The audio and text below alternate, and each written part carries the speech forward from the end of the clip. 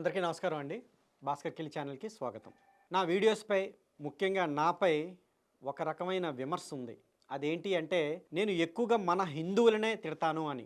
అటుపక్క మోడీని చూసినా, లేకపోతే ఇటుపక్క లేటెస్ట్‌గా పవన్ కళ్యాణ్‌ని కూడా విమర్శిస్తూ నేను ఒక వీడియోని పెట్టాను.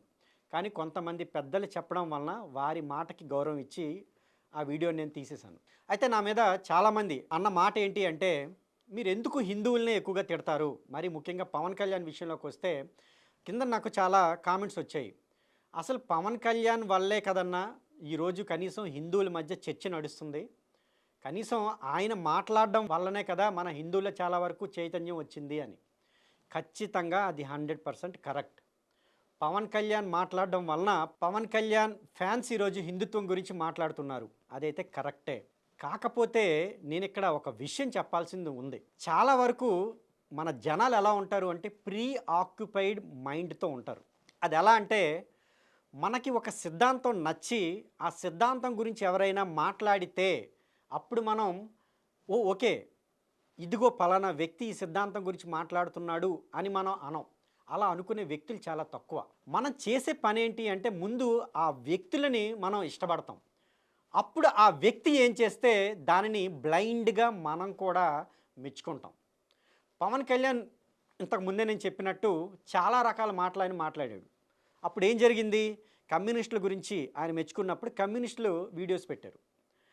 ఆ తర్వాత క్రిస్టియానిటీ నేను బాప్టిజం తీసుకున్నాను అన్నప్పుడు క్రిస్టియన్స్ అంతా కూడా ఆయన్ని మెచ్చుకున్నారు. ఇప్పుడు ప్రెజెంట్ ఆయన హిందువుల గురించి మాట్లాడుతున్నాడు కనుక చాలా వరకు ఫ్యాన్స్ అంతా హిందువులే కనుక ఇప్పుడు హిందుత్వం గురించి మాట్లాడుతున్నారు అని చెప్పి చాలా సంతోషంగా అంటున్నారు.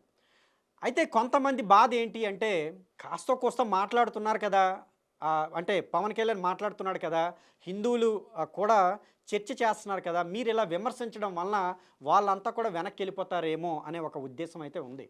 నేను దానికి ఇచ్చే ఆన్సర్ ఏంటి అంటే పవన్ కళ్యాణ్ మాట్లాడే స్టేజ్లో కాదు, పవన్ కళ్యాణ్ చేసే స్టేజ్లో ఉన్నాడు. ఇది మీరు ఖచ్చితంగా గుర్తుపెట్టుకోవాల్సిన విషయం. కేవలం పవన్ కళ్యాణ్ మాట్లాడితే మీరు సంతోషపడతారేమో, పవన్ కళ్యాణ్ చెయ్యాలి అని నా ఎక్స్‌పెక్టేషన్స్ ఉన్నాయి కనుక చెయ్యట్లేదని చెప్పి మాత్రమే నేను పవన్ కళ్యాణ్ విమర్శిస్తున్నాను. ఎందుకంటే పవన్ కళ్యాణ్ ప్రెజెంట్ ప్రభుత్వంలో ఉన్నాడు.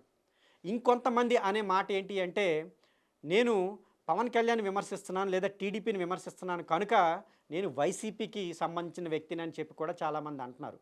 ఇది చాలా వరకు జనాల్లో ఉన్న ఒక దురభిప్రాయం అనమాట. అంటే గొర్రె తత్వం అనమాట ఇది.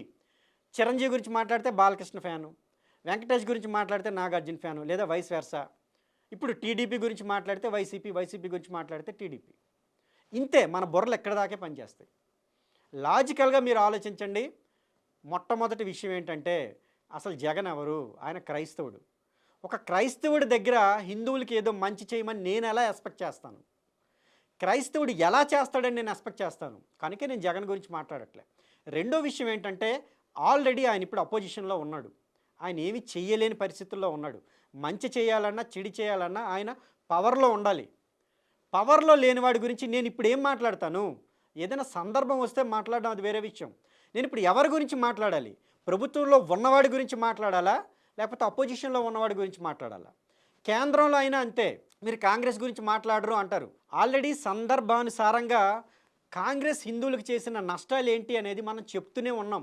ఇప్పుడు ప్రత్యేకంగా అపోజిషన్లో ఉన్న ఆ పార్టీ గురించి ఏమని మాట్లాడతాం? హిందూ ప్రభుత్వం అని పేరెన్నిక గన్న బీజేపీ గురించి కదా మనం మాట్లాడుతున్నాం, మాట్లాడాలి కూడా. ఎందుకంటే మన ఎక్స్‌పెక్టేషన్స్ వాళ్ళ మీద ఉన్నాయి. మీరు ఇంకా చేయాల్సినంత సత్తా మీ దగ్గర ఉన్నా మీరు ఎందుకు చేయట్లేదని అడుగుతున్నాం. అంతే తప్ప కాంగ్రెస్ గురించి ఏం మాట్లాడతాం? అంటే దాని అర్థం నేను కాంగ్రెస్‌కి సంబంధించిన వ్యక్తినేనా? ఇక్కడ నేను వైసీపీకి సంబంధించిన వ్యక్తినేనా? ఈరోజు టీడీపీ అధికారంలో ఉంది. ఈరోజు పవన్ కళ్యాణ్ ఒక హిందువుగా ఆయన వేషధారణ అంతా కూడా ఉంది. ఆయన హిందువుల గురించి మాట్లాడుతున్నాడు. మాట్లాడడం మాత్రమే నా ఎక్స్‌పెక్టేషన్ కాదు అని నేను చెప్తున్నాను.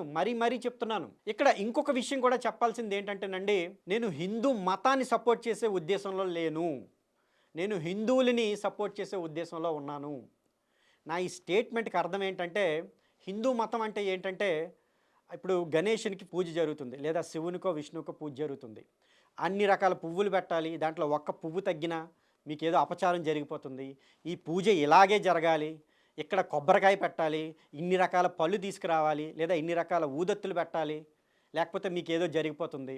పలానా ఆలయానికి వెళ్ళాలి, ఆ ఆలయంలో ఇన్ని ప్రదక్షిణలు చేయాలి, దీంట్లో ఏది తగ్గినా మీకేదో జరిగిపోతుంది, లేకపోతే ఇన్ని కరెక్ట్గా చేస్తే మీకు ఏదో ప్లస్ జరిగిపోతుంది. ఇలా చాలామంది వీడియోస్ చేసే బ్యాచ్ ఉంది. పూజ ఇలా చేయాలి, మీకు ఇన్ని రకాల సుఖాలు కలుగుతాయి. ఇందులో నేను లేను. అంటే చేసే వాళ్ళని తప్పట్టట్లేదు, కానీ నేను చేయను అని చెప్తున్నాను స్పష్టంగా. ఈ బ్యాచ్లో నేను లేను. పూజ మీరు ఎలా అయినా చేయండి, మీరు ఎన్ని పుష్పాలతోనైనా చేయండి, మీరు ఎన్ని పళ్ళతోనైనా చేయండి, మీరు మన హిందూ మతంలో ఉన్న ఏ దేవుడికైనా చేయండి. I don't care, even I don't mind. నాకు సంబంధం లేని విషయం. ఎందుకంటే అది మీ స్వగతం, అదంతా మన హిందువులకు సంబంధించిందే. అయితే ఇక్కడ ఇంకొక విషయం, మన హిందూ దేవుళ్ళని కాకుండా ఎవరో తురక దేవుళ్ళకి కానీ, ఇప్పుడు సాయిబాబా లాంటి వాడిని, లేదా తురకలకు కానీ, లేకపోతే క్రైస్తవులకు కానీ పూజ చేస్తే, లేదా వాళ్ళని పూజ చేయమని ఎవరైనా మన తాలూకు వాళ్ళు చెప్తే మాత్రం ఖచ్చితంగా దాని మీద స్పందిస్తాను. ఎందుకంటే ఇది నాకు ట్రిగ్గర్ అయ్యే విషయం. ఇది ఒక పక్క అయితే, అది కాదు నాకు సమస్య. నాకు సమస్య ఏంటంటే హిందువులకి నేను సపోర్ట్ చేస్తాను. ఎందుకంటే ఈరోజు వాళ్ళు విక్టిమ్స్గా ఉన్నారు. ఈరోజు నేపాల్లో చూడండి, హిందూ మతానికి చెందిన దేశంగా వాళ్ళు ఉండేటప్పుడు చాలా సంతోషంగా ఉండేవాళ్ళు. ఆ తర్వాత ఏం చేశారు వాళ్ళు? ఏదో ఒక కమ్యూనిస్ట్ ప్రభుత్వం లేకపోతే ఇంకేదో ప్రభుత్వం అన్న వాళ్ళు తీసుకొచ్చినప్పుడు వాళ్ళకి కష్టాలు మొదలయ్యాయి. చైనీస్ అంతా కూడా వాళ్ళ మీద అజమాయిషీ చేయడం స్టార్ట్ అయింది. ఈరోజు అరే బాబు మేమంతా హిందువులుగానే ఉండాలని అక్కడ గొడవలు మొదలయ్యాయి. మాకు అది కావాలి అని చెప్పి దాని మీద ఖచ్చితంగా వాళ్ళు పోరాడుతున్నారు. కానీ వాళ్ళ మీద ప్రభుత్వం ఉక్కుపాదం చూపిస్తుంది. కానీ మనకి అంత తక్కువ జనాభా ఉన్న వాళ్ళలోనే ఆ చైతన్యం వచ్చింది, కానీ మన మీద కనీసం ఎటువంటి చైతన్యం కూడా రాలేదు. ఈరోజు మనం ఇక్కడ ఒకసారి చూసుకోండి, ఎవడో ఒక పాస్టర్ చచ్చిపోతే, వాడు మందు కొట్టి చచ్చిపోతే వాడిని మనమే చేసామని చెప్పి ఈరోజు పాస్టర్లు ఒక్కరే అన్నారని కాదు, దాదాపుగా ప్రతి జిల్లాలో ప్రతి ఊరిలో క్రైస్తవులు ర్యాలీ చేశారు. ఒక అసత్యమైన విషయం గురించి అంటే హిందువులే చంపారు అని చెప్పి ప్రభుత్వం మీద ఒత్తిడి తీసుకురావడానికి ర్యాలీ చేశారు. వాళ్ళకి భయపడి ప్రభుత్వం ఇప్పటిదాకా పోస్ట్ మార్టం రిపోర్ట్ కూడా ఆయనది తీసుకురాలేదు, తీసుకొచ్చే ధైర్యం కూడా చేయలేదు. ఇదంతా ఎలా జరిగింది? వాళ్ళంతా ఏకమై యూనిటీ కింద ఉన్నారు కనుకనే ఈరోజు అది జరిగింది. అంటే ఒక అసత్యమైన విషయానికి కూడా వాళ్ళు యూనిటీ ప్రకారం తిమ్మిని బమ్మిని చేసే ప్రయత్నంలో ఉన్నారు. మరి అలాంటప్పుడు మన మీద ఈరోజు ఈ రకమైన దాడులు, మనం ఒక చిన్న యాత్ర చేస్తే, లేకపోతే ఒక గుడికి అంటే అందరం కూడా గుమికూడి వెళ్ళామనుకోండి, రథయాత్ర చేస్తే రాయచోట్ల ఏం జరిగింది? మన మీద రాళ్ళు పడ్డాయి. అయినా సరే మనకి ఎటువంటి నిమ్మక నీరెత్తినట్టు ఉంటాం. ఈరోజు ఒక పాస్టర్ చచ్చిపోతే ప్రతి ఒక్క క్రైస్తవుడు కూడా ర్యాలీలు చేసి, ప్రతి ఒక్క క్రైస్తవుడు కూడా హిందువులను తిట్టి, ప్రతి ఒక్క క్రైస్తవుడు కూడా మనల్ని నానా రకాల మాటలంటే కనీసం సిగ్గులేని వెధవల్లాగా ఈరోజు మనం ఉన్నాం. దీన్ని పక్కకు తప్పించాలి. ఎందుకంటే ఈరోజు ప్రతి ఒక్క హిందూ వ్యతిరేక బలాలు అన్నీ కూడా గూమికూడి హిందువుల మీద ఈ రకమైన దాడులు చేస్తున్నప్పుడు ఏవో చిన్న చిన్న విషయాలు, ఎవడో పవన్ కళ్యాణ్ మాట్లాడుతున్నాడు కనుక మీకు సంతోషం అయిపోయిందా? అంటే అంత అల్ప సంతోషంలో మీరు పని చేయాల్సిందే. ఇక్కడ పవన్ కళ్యాణ్ అయినా ఇంకొకరైనా, నాకు పవన్ కళ్యాణ్ ఇంకా చేస్తాడు, చేయగలడు, ఆ సామర్థ్యం ఆయనకు ఉంది అని నేను నమ్ముతున్నాను కనుక పవన్ కళ్యాణ్ ఎందుకు చేయట్లేదని నేను అడిగాను. ఆ విమర్శని మీరు ఎలా చూడాలి అంటే, పవన్ కళ్యాణ్ నేను తిడుతున్నాను అని కాదు, ఆ సందర్భం కింద మీరు చూడాలి. నేను ఎవరిని తిట్టినా లేదా ఎవరిని పొగిడినా ఆ సందర్భానికి సంబంధించి మాత్రమే చేస్తాను, అంతే తప్ప జనాల్ని తీసుకొని నేను నా నెత్తి మీద పెట్టుకోను. ఈరోజు నేను జగన్కి కానీ, పవన్ కళ్యాణ్కి కానీ, మోడీకి కానీ, లేకపోతే చంద్రబాబు కానీ ఎవరినైనా తీసుకోండి, నా నెత్తి మీద పెట్టుకున్నాను అనుకోండి, రేపు పొద్దున్న వాళ్ళు ఏమైనా తప్పులు చేశారనుకోండి, అవి నేను మోయాల్సి వస్తుంది. నాకు అంత అవసరం నాకు లేదు.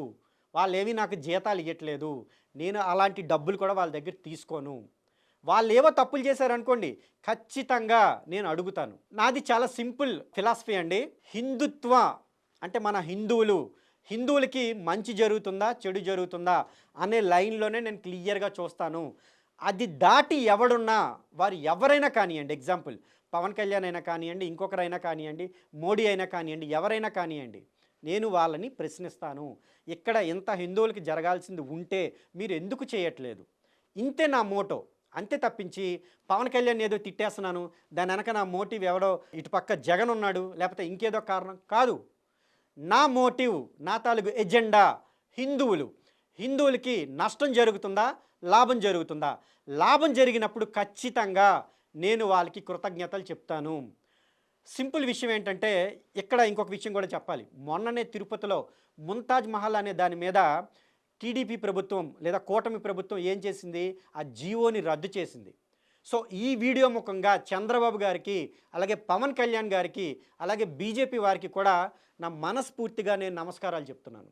హిందువులందరి తరపున కూడా వాళ్ళందరికీ నా తాలూకు ధన్యవాదాలు తెలుపుతున్నాను. మీరు మంచి చేశారు హిందువులకి, అందులో న్యాయం ఉంది. ఒక పుణ్యక్షేత్రంలో అలా జరగకూడదు కనుక, అంతకుముందు జగన్ కూడా ఏమి చేయలేదు కనుక, మీరు చేశారు కనుక ఖచ్చితంగా మిమ్మల్ని నా తాలూకు అలాగే మా హిందువులందరి తరపున ధన్యవాదాలు తెలుపుతున్నాను. కానీ ఇటు పక్క రాయచోట్లో ఇంకా ప్రాబ్లం ఉంటూనే ఉంది. దాని మీద మాత్రమే నేను పవన్ కళ్యాణ్ గారికి ప్రశ్నించాను. ఎందుకంటే పవన్ కళ్యాణ్ గారు, మరొకసారి చెప్తున్నా, చాలా చెయ్యగల సామర్థ్యం ఉన్న వ్యక్తి. ఆయన మీద నా ఎక్స్పెక్టేషన్స్ చాలా ఉన్నాయి. ఆయన మాటలకి మాత్రమే పరిమితం కాకూడదు, ఆయన చేతలు చేయాలి అన్న ఉద్దేశంలోనే నా తాలూకు వీడియో చెయ్యడానికి గల ముఖ్యమైన కారణం. అంతే తప్ప ఇంకొకటి లేదు. నేను మరొకసారి నా మోటో చెప్తున్నానండి. హిందుత్వం లేదా హిందూ మతం ఏం జరుగుతుంది అనేది నాకు సంబంధం లేదు. బట్ హిందువులకి నష్టం జరుగుతుందా, లాభం జరుగుతుందా అనేది మాత్రమే నేను చూస్తాను. ఎందుకంటే విక్టిమ్స్ వారి కోసమే నా తాలూకు ప్రయత్నం, వారి కోసమే నా తాలూకు పోరాటం. వాళ్ళకి ఏ నష్టం జరిగినా కూడా ఎవరినైనా ఖచ్చితంగా అడుగుతాను. చాలా చాలా చాలా సింపుల్ లాజిక్ అండి. వాళ్ళకి ఎవరైనా కానీ కొంచెం లాభం చేకూర్చినా, వాళ్ళు ఎవరైనా, అటుపక్క వైసీపీ అయినా, ఇటుపక్క కాంగ్రెస్ అయినా, లేకపోతే ఇటుపక్క టీడీపీ, బీజేపీ ఎవరైనా కానీ ఖచ్చితంగా నా తాలూకు ధన్యవాదాలు అయితే తెలుపుతానని, ఇదంతా కూడా ప్రతి ఒక్క ప్రేక్షకులు కూడా గమనించాలి, అర్థం చేసుకోవాలని చెప్పి కోరుకుంటూ నా తాలూకు ఈ వీడియోని ముగిస్తున్నానండి. అందరికీ ధన్యవాదాలు. జై హింద్.